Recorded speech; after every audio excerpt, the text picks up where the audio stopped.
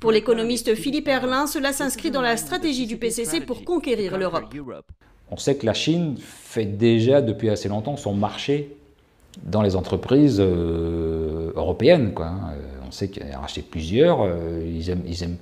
Ils ont racheté des entreprises de machines-outils en Allemagne et ça a fait ça fait pas mal de scandales.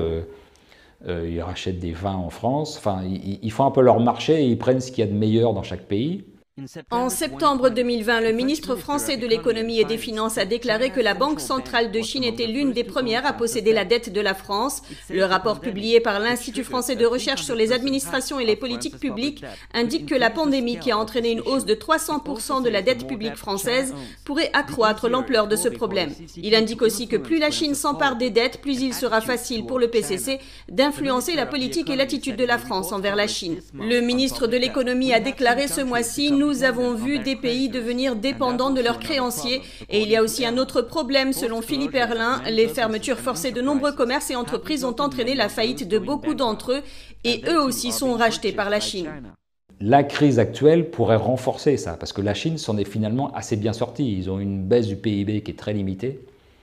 Ils ont des moyens financiers énormes. Leurs entreprises exportatrices sont assez très puissantes.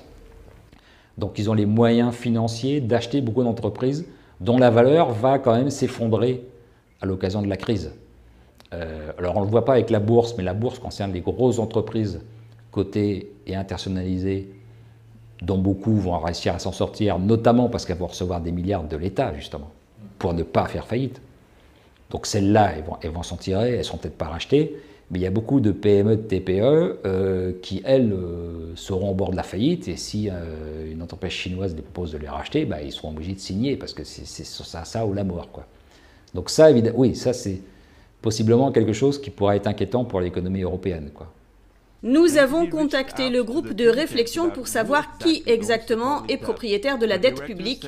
La directrice a déclaré avoir posé la même question au ministère de l'économie, mais n'a pas eu de réponse.